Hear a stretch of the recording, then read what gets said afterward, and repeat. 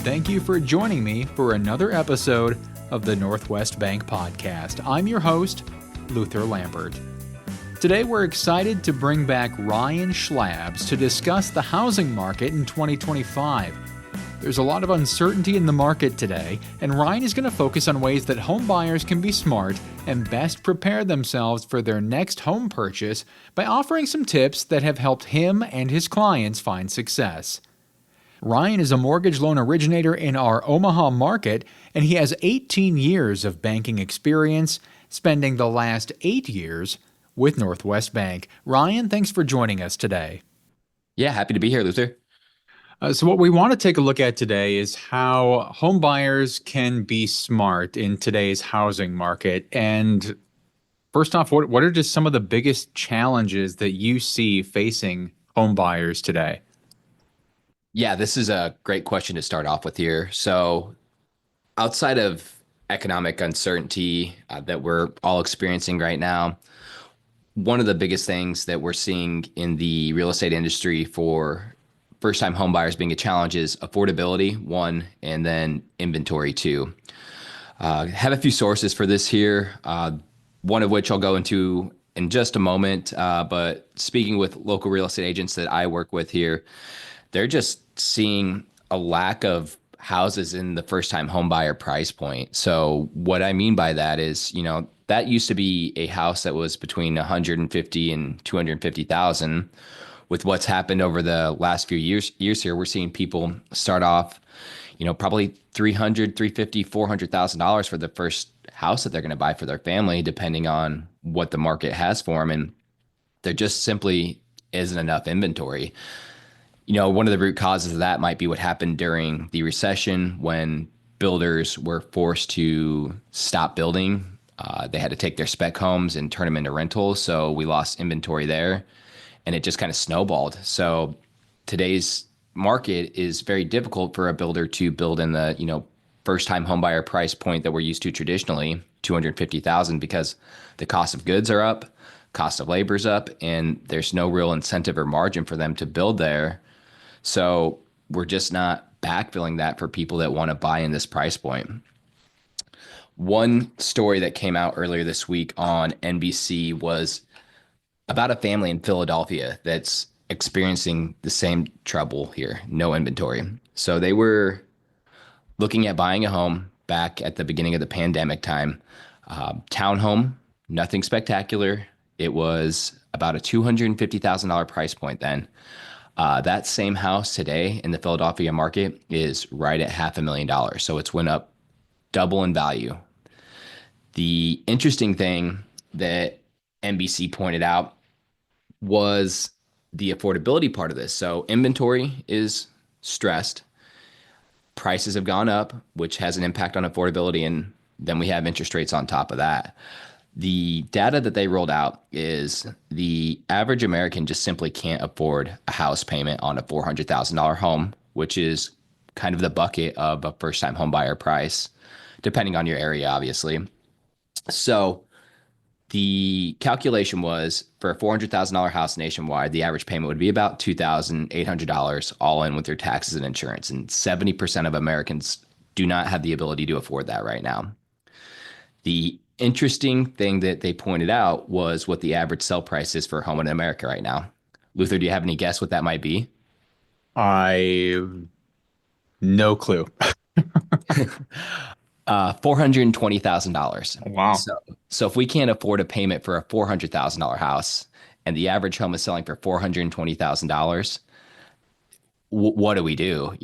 Hopefully we get some interest rate relief. Maybe we'll see prices come down a little bit, but back to the inventory problem, prices aren't going to go down if the properties aren't there. This is also having an impact on when people are actually able to buy.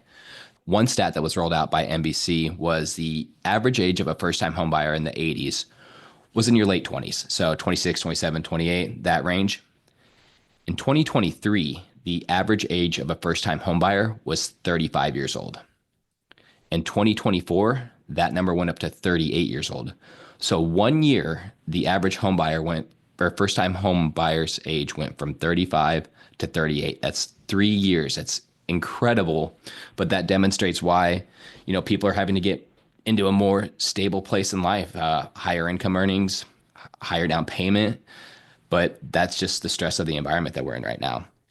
So, Ryan, with those challenges, inventory and pricing changes due to the lack of inventory, what advice do you have for home buyers who are looking to purchase? Obviously, they have their budget that they're trying to live within. What can they do to set themselves up for success?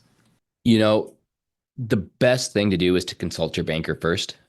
We want to go through and give the best advice we can. And maybe there's going to be a little bit of sticker shock for our clients as well too when they see what a payment's going to look like for the house that they fall in love with. But if we can do that first instead of a potential buyer getting the cart before the horse and using their emotions to make a decision and fall in love with the house that they really can't afford, we can at least do our clients a favor by helping them be prepared to what to expect. Some people, they want to buy a house for a fear of missing out. They see their friends, their family, people doing that kind of stuff, buying a home, and they want to be part of the crowd that does that. But you have to be rational with this decision. And by taking the time to do what I like to do is a full pre-approval, so a full underwrite on the client's ability to borrow, go through and work through an estimate, let them know what their money's actually doing for them there. We can help them game plan for the future the right way instead of hastily making a decision and get into something that they don't like. An example of that is I had a client a couple of years ago. They had some life events come up and they rushed in to buy a brand new construction home. It was a beautiful home, but after, making an emotional decision and doing some upgrades around the home that they're not really seeing a return on their investment on, they're stuck with a payment that they're just not comfortable with. And this new construction home was assessed at lot taxes when they moved in. Now the taxes have caught up to them and added an extra $800, $900 a month on their mortgage payment, which I advised them would happen, but they were so caught up with the house that they fell in love with that they didn't get concerned with that at the time. So having a conversation with your banker first, sitting down and listening and going through all the scenarios, I think that's a really great advantage to the home buying process for potential buyers. And Ryan, I think you mentioned it a couple of times in there. One of the bigger pitfalls is maybe just reacting or making that emotional purchase.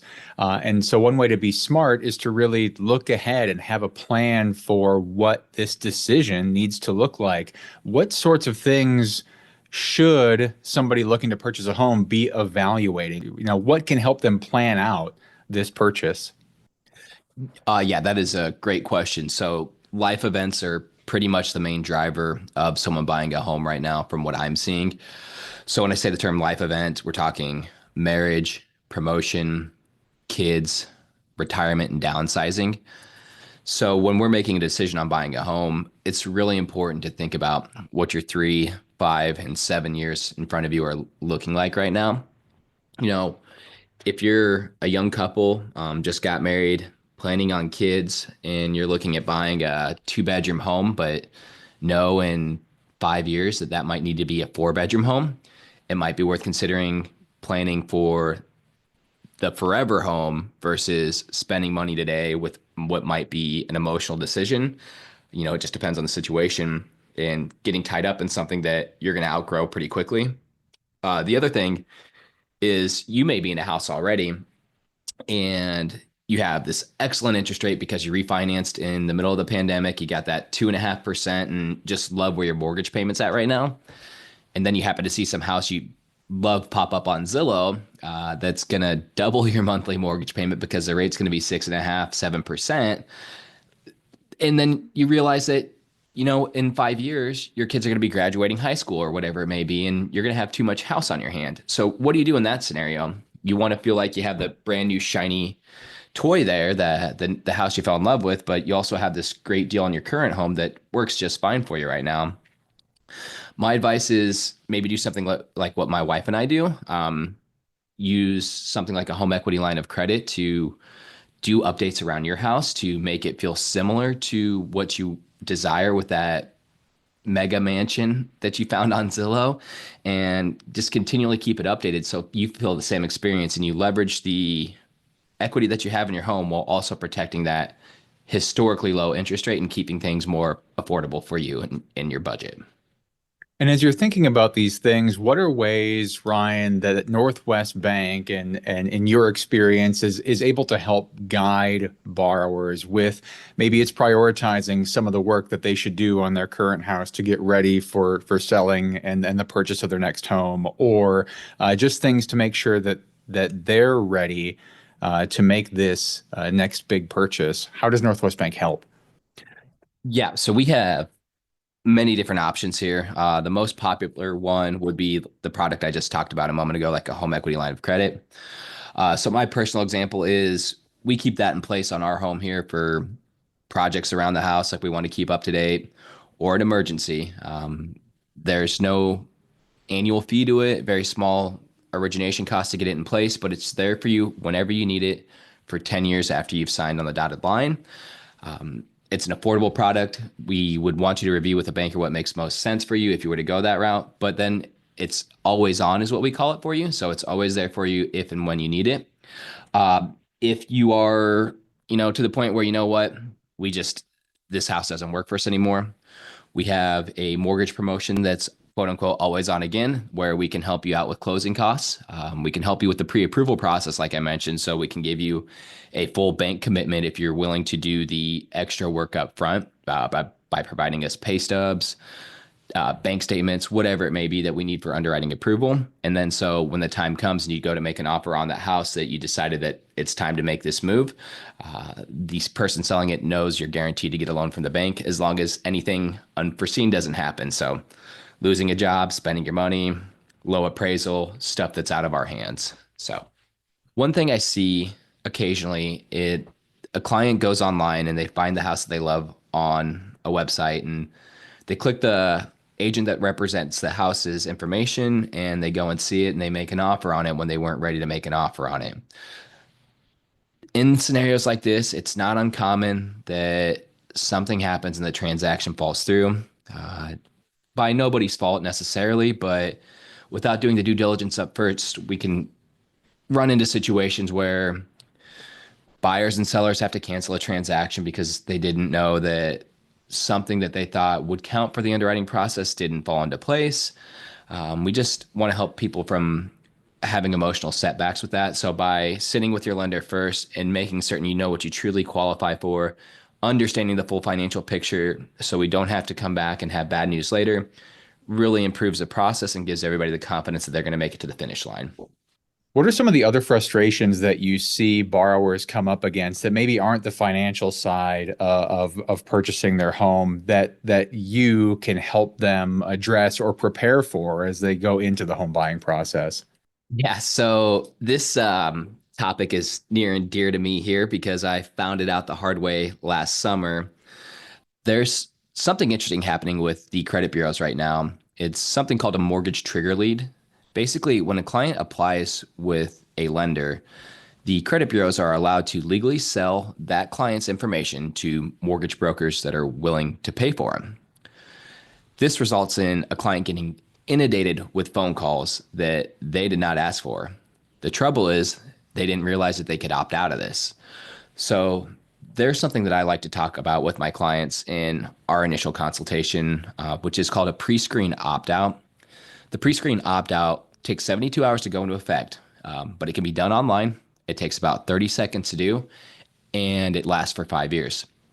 When you opt out, you are telling the credit bureaus that you are not authorizing your information to be sold, and it should result in no phone calls. Now, that's not always the case, but that's what it should do. My nightmare story here is this last summer when this was brought to my attention. I had a client apply to be a co-signer for his daughter that was moving to town, and they needed a little bit more income on their application. So we added him to the application, pulled credit at about 8:05 in the morning, and at about 8:45, I got a phone call from this gentleman, and he was fuming at me. What did you do? Why am I getting all these phone calls? That type of stuff. I was completely shocked.